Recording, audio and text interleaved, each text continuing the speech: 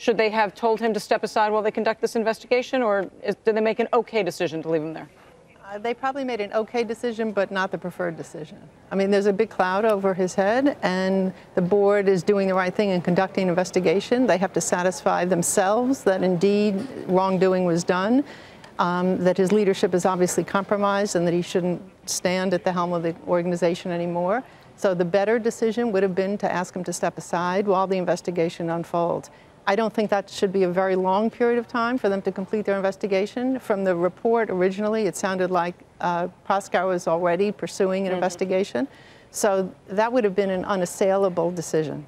No, I wonder if part of what happened yesterday, and there's all this psychology that gets layered in here because of this battle between Viacom and CBS and whether Sherry Redstone wants to merge the companies and whether she can. I mean, if they had pushed Les Moonves out right away, wouldn't that feed into the whole concern that she has about whether or not it appears that she planted the story in the first place to make that whole deal happen?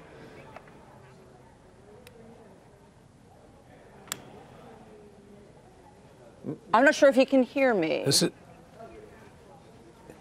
is Noel. I think they should have moved much faster to move him out of the way and get to the bottom of this right away. This should not be hanging over the organization, and there's too many red flags not to deal with it quickly. But to the point that Michelle was making, Noel, that this could complicate the efforts by the Redstones to want to bring together Viacom and CBS, it would only make it seem as though they were trying to push him out with the timing of the article that came out in the New Yorker on Friday. What about that? Well, they didn't time his behavior. If that behavior is true, he deserves to be out. So let's get real on what the underlying issues are here. You know, I've written a number of books, including one called The Ethical Challenge, which says you've got to deal with these things quickly and judiciously. And as far as I can tell, they're not. Did you think that by waiting until Monday's previously scheduled board meeting, they lost an opportunity to move quickly? So even that 48 hours or 72 hours is too long, Noel? I think we're going to have to obviously live for the Monday meeting, but that's going to be very, very important. No, that was the one yesterday. That was the one yesterday that they did have. I mean, the story came out hit on Friday, right? Okay. Yeah. But then they didn't do anything. No, they didn't do anything. So Karen, let me turn to you. There are obviously a variety of constituencies here. And one of the most important ones, it seems to me, would be the women who work at CBS. Right. What is the message to the women who work at CBS in what the board did or didn't do yesterday? That's exactly why the better decision would have been to have him step aside during the investigation without necessarily making a permanent decision. A crisis is an opportunity to speak to the values of the company that are core to what the company stands for. The board should not hesitate to know what the company stands for. So to your point, the message to the women is, well, you know, there's maybe there's a needle we can thread here. He's done a nice job financially. This is really inconvenient. To your point, there's another parallel path about the merger that's going on.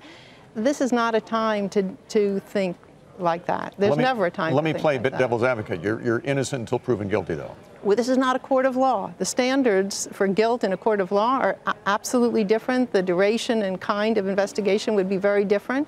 But leadership of an organization, a public company, is a privilege and a responsibility. And your behavior, your character, follows you for a long period of time. So the message that they're communicating to the men and women of the organization that want a healthy culture in which to work is not necessarily a good one. Do you understand the point I was trying to make earlier? The question, which is, let's pretend there was no drama related to Viacom and CBS.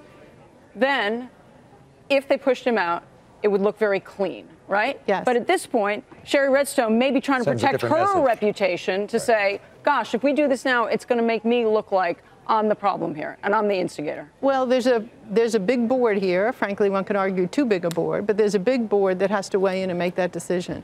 If she's concerned that her thumb on the scale here is going to taint or compromise something else that can go on, she can recuse herself from this decision.